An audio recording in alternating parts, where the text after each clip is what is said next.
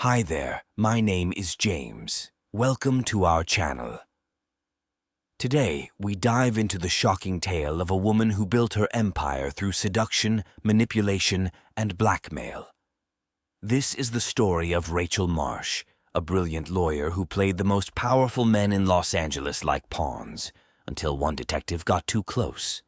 Stay tuned as we uncover the twisted web of deceit that brought down some of the city's most powerful figures. It was October 14th, 2022, at exactly 8 p.m., when Detective Ethan Monroe stepped out of his unmarked car and approached the shimmering penthouse of Henry Blackwell.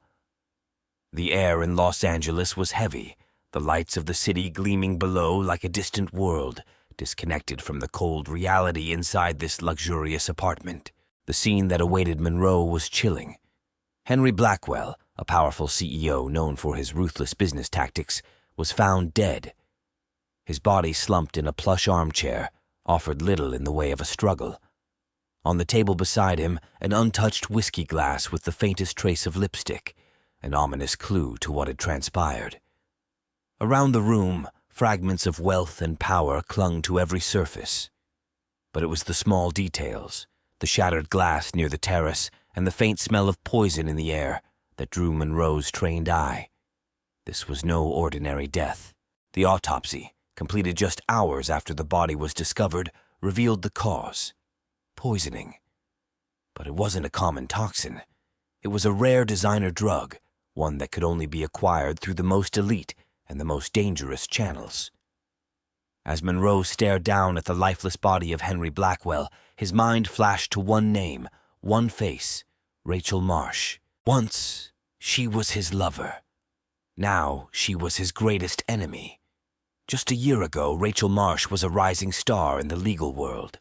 At 36, she was beautiful, brilliant, and utterly ruthless. She had a reputation for taking on impossible cases and winning. But her real power didn't come from the courtroom. It came from her ability to control the men around her. With a mix of charm and seduction, Rachel had mastered the art of manipulation. She knew what they wanted, and she knew how to use that knowledge to her advantage. And it wasn't just any men that she manipulated. She targeted the powerful, the ones who had the most to lose. She played them against each other, building her own empire behind the scenes. Her lovers were nothing more than pawns in her game of wealth and influence. As Monroe stood in Henry's penthouse, surrounded by evidence that screamed of Rachel's involvement, he couldn't help but remember their time together. Years ago, before everything went dark between them, Monroe had fallen for Rachel's charm. He had been drawn into her world, unaware of the web she was weaving around him. But when he discovered the truth, when he realized what she was truly capable of, it was too late. Rachel had already moved on to her next target, and now here they were again. Only this time Monroe wasn't a pawn. He was the hunter, and Rachel was his prey. Ethan turned his attention back to the scene. There were no signs of a struggle, no obvious clues, just the lipstick on the glass, the shattered remains of a once-perfect life, and a poison that only Rachel could have orchestrated. It was all too familiar. He knew this was her doing, and he was going to prove it. "I'll get you this time, Rachel," he whispered under his breath, his mind already racing with the possibilities. The city outside continued to buzz with life, unaware of the dark game being played at the top. But for Monroe, the case was personal. He had been chasing Rachel for years, but this time he was closer than ever. The luxury and wealth that surrounded Blackwell's death couldn't mask the truth. The same poison that ended his life had already stained the lives of others. Monroe knew Rachel's tactics. He had seen them before. But he also knew that each time he got closer, Rachel found a way to stay one step ahead. This was no ordinary investigation. It was a battle of wits, and Monroe wasn't willing to lose again. Every step Monroe took brought him deeper into Rachel's web. He could see the connections forming like pieces of a puzzle coming together. But he also knew that the closer he got, the more dangerous the game would become. This wasn't just about justice anymore. It was personal. And in this game, someone was bound to lose. It was the evening of February 3rd, 2022. The annual Los Angeles Legal Society Gala was in full swing, held in one of the city's most opulent hotels. It was a gathering of the city's most powerful legal minds, and among them was Judge Robert Hampton, a man with a flawless record, known for his integrity. But that night, everything changed. Rachel Marsh arrived at the gala, gliding through the crowd with an effortless charm that turned heads. Dressed in a sleek black gown, she seemed to belong among the elite, but she was there for one purpose: to pull Judge Hampton into her web. Throughout the night, Rachel stayed close to the judge, laughing at his jokes and subtly complimenting his career. By the end of the evening, she had planted a seed. They exchanged numbers, and soon after, Rachel invited him to a private dinner, claiming she needed advice on a complicated legal matter. In a quiet, exclusive restaurant, Rachel played her part perfectly. She poured wine for Judge Hampton, her tone serious but seductive. She spoke of loopholes, asking how certain powerful figures could avoid legal trouble. Hampton, feeling flattered by her attention, started offering his thoughts. Just general advice, he thought. But as the wine flowed, Rachel's questions grew more pointed, more dangerous. By the end of the night, she had him hooked. Judge Hampton didn't realize it yet, but Rachel had started collecting the ammunition she would later use against him. Over the next few weeks, she made sure to keep him close. They met often, and soon, Rachel presented him with an opportunity, one that blurred the line between law and corruption. Under her charm, he slipped. One bribe led to another, and before long, Hampton was compromised. From there, Rachel controlled him. Whenever he hesitated, she reminded him of the favors she'd done for him, the risks he'd taken. She threatened to expose everything if he didn't cooperate. Hampton, a man who once stood for justice, had become her puppet, scared of the ruin that Rachel could unleash. While Judge Hampton was already under her control, Rachel set her sights on another powerful man, Police Chief Alan Grayson. Grayson was untouchable, or so everyone thought. He had built his reputation as an incorruptible officer, known for cleaning up the streets of L.A. But Rachel had a way of finding even the smallest cracks. Rachel crossed paths with Grayson during a charity event for the LAPD. She wasted no time. Within weeks, they began a secret affair. Grayson, despite his spotless image, had one weakness: his personal life. Rachel used that against him. Soon, she had compromising photos of their encounters. When Grayson tried to break off the relationship, Rachel struck. She threatened to expose everything: his family, his career, everything he had built. Grayson, cornered, had no choice but to comply with Rachel's demands. She made him cover up her client's criminal activities, bury investigations, and alter reports. In return, Rachel promised to keep his secret. Each time Grayson tried to push back, Rachel reminded him of what was at stake. Grayson, like Hampton before him, had become a pawn in Rachel's growing empire. With each man she controlled, her reach grew wider, her influence stronger. Next came Henry Blackwell, a man with immense wealth and a long list of connections. Rachel had known of Blackwell for years, but she waited until the time was right. In mid-July, at an exclusive poker game in the hills, Rachel finally approached him. Blackwell was already entangled in shady business deals, but Rachel knew how to dig deeper. At first, she seemed to be just another beautiful woman in Blackwell's social circle. But slowly, she pulled him closer, asking him to help with small favors, legal gray areas that seemed harmless. By August, Rachel had him fully under her control. She used Blackwell's illegal dealings as leverage, forcing him to move funds for her, create accounts in offshore banks, and make deals on her behalf. In exchange, Rachel protected him from the law. Her influence over Judge Hampton and Police Chief Grayson ensured that. What Rachel had built was a system. Every man in her life served a purpose. They committed the crimes, and Rachel reaped the rewards. Her control was absolute, and she made sure that they were all too afraid to step out of line. By October, Detective Ethan Monroe was deep into the investigation of Henry Blackwell's death.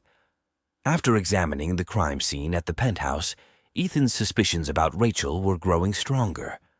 Blackwell's death was no accident. It was part of a larger pattern that Ethan had started to trace.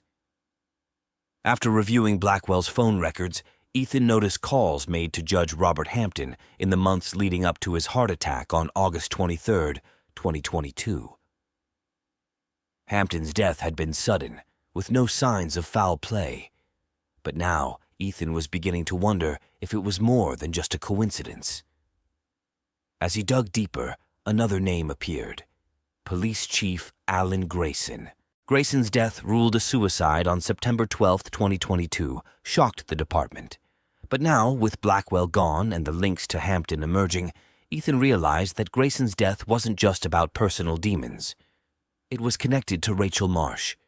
Ethan's obsession with Rachel, once personal, had now become professional. He spent days poring over every detail, tracking down every connection between these powerful men and Rachel. Her fingerprints were everywhere, but each time he thought he was close, she slipped away. Her alibis were flawless, her moves calculated.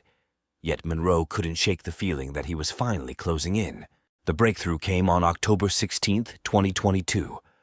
Ethan stumbled upon a recording from a hidden source, an old wiretap on Judge Hampton's office. In the conversation, Hampton was heard discussing a legal matter with Rachel. The tone of the conversation was chilling. "You don't leave until I say so, Robert," Rachel said, her voice cold and steady. Hampton's response was weak, almost pleading, but it was clear who was in control. This was the proof Ethan needed. Rachel had Hampton wrapped around her finger, just as she had done with Blackwell and Grayson. The recording reignited Ethan's pursuit of Rachel. He knew that with this evidence, he could finally break her web of deceit. But Rachel, as always, was prepared. Ethan had barely started moving on the recording when his phone rang. It was Rachel. Her voice was calm, unnerving. "You're digging in places you shouldn't, Ethan," she said, as though they were discussing something trivial. "You know how this ends." The call was brief, but it left Ethan rattled. Rachel knew he was closing in, and she wasn't going to make it easy. Ethan hung up the phone, his mind racing. Rachel had always been a step ahead, but this time he was determined not to let her slip away. The game between them wasn't over yet. And as the stakes rose, Ethan knew that the next move would be the most dangerous one yet. It was October 22nd, 2022, a warm evening in Los Angeles. Detective Ethan Monroe had tracked Rachel Marsh to a private villa on the outskirts of the city. He knew she would be there, meeting with another powerful man she intended to ensnare. The villa, secluded and surrounded by tall hedges, seemed like the perfect place for Rachel to make her next move. But tonight, things would be different. Ethan moved quietly through the shadows, his heart pounding. He had spent months piecing together the puzzle, connecting Rachel to the deaths of Judge Hampton, Police Chief Grayson, and Henry Blackwell. Tonight, he would finally confront her. As he approached the entrance, he saw her inside, casually seated on a plush sofa, sipping wine, completely at ease. This was Rachel at her most dangerous, calm, confident, and completely in control. He stepped inside the villa, his presence unnoticed for a moment. Rachel didn't flinch when she saw him, her expression unreadable. She set her glass down and looked up at him, a faint smile playing on her lips. "Ethan?" she said, her voice smooth, as if she had been expecting him all along. "It's been a while." Ethan didn't respond right away. He could feel the tension in the air, but he wasn't here for games. "This ends tonight, Rachel," he said firmly, taking a step closer. "I have the evidence. I know what you did. To all of them. Judge Hampton, Grayson, Blackwell. It's over." Rachel didn't seem fazed. She leaned back in her chair, crossing her legs casually. Her eyes, dark and calculating, locked onto his. "Evidence?" she asked, raising an eyebrow. "You think you're the first person who's come after me with evidence? You're smarter than that, Ethan. You should know by now. Nothing sticks to me. You can't touch me." The words hit Ethan hard. She wasn't just trying to intimidate him. She was reminding him of the past, of the times she had slipped through his fingers, the times he had thought he was close, only for her to walk away unscathed. But this time, he had something different. "I have a recording," he said. "A conversation between you and Hampton. You threatened him, manipulated him. It's all on tape." This time, Rachel's smile faded slightly, but only for a moment. She stood up slowly, taking a step toward him. Her confidence didn't waver. "And what are you going to do with that, Ethan?" she asked quietly. "You think a recording will be enough to take me down? You don't understand how this works. I own people. Judges, lawyers, the police. They all answer to me. Do you think you can break me with a recording? That's cute." Ethan's grip tightened, but before he could respond, Rachel's expression shifted. She was done playing. Her voice became cold and dangerous. "But since you're so intent on justice, let me show you something," she said. Without breaking eye contact, Rachel reached into a drawer and pulled out an envelope. She handed it to Ethan, her movements deliberate. Confused, Ethan opened it, only to find a copy of Alan Grayson's suicide note. But something was wrong. The note detailed how Grayson had been forced to cover up crimes for Rachel. But in a shocking twist, the note also claimed that Ethan Monroe had been behind the whole operation. According to the letter, Grayson had been following Ethan's orders all along. The note painted Ethan as a corrupt officer who had used Rachel to cover his tracks. It was a perfect setup. "What is this?" Ethan stammered, his mind racing. Rachel's smile returned, colder than ever. "Insurance," she said simply, "in case someone like you got too close." Ethan's heart sank as he realized what had just happened. Rachel had been one step ahead all along. She had anticipated this moment and planned for it. And now she had turned the tables. If the note were made public, it would destroy Ethan's career and his reputation. Everything he had worked for would be gone. "You were always a little too emotional, Ethan," Rachel continued, circling him slowly. "That's why you never stood a chance. While you were chasing justice, I was building an empire. And now, it's time for you to step aside." Ethan's mind raced. He had to think fast. Rachel had always been cunning, always in control, but this time, he wasn't going to let her win. "You won't get away with this," Ethan said, though his voice betrayed a hint of doubt. Rachel chuckled softly. "I already have," she replied. She turned her back to him, walking toward the door, her victory all but assured. Ethan stood frozen, the weight of the note in his hands, the realization of just how deeply she had manipulated everyone sinking in. But he wasn't finished yet. He couldn't be. As Rachel reached the door, Ethan called after her. "You think you've won, but there's one thing you didn't count on." Rachel paused, glancing back over her shoulder, curiosity flickering in her eyes. "What's that?" she asked. Ethan took a deep breath. "I recorded this conversation," he said. This time Rachel's smile disappeared completely. For the first time that night, she seemed genuinely unsettled. "I have everything," Ethan continued, his confidence returning. "Your confession, your threats, it's all been recorded, and I've already sent it to someone I trust. If anything happens to me, it goes public."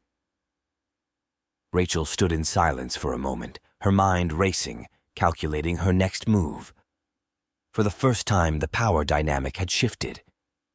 "You always were clever, Ethan," Rachel said softly, her tone different now, no longer mocking, no longer in control. She turned and walked out of the villa without another word, leaving Ethan standing alone in the dark. He had managed to turn the tide, but this wasn't over.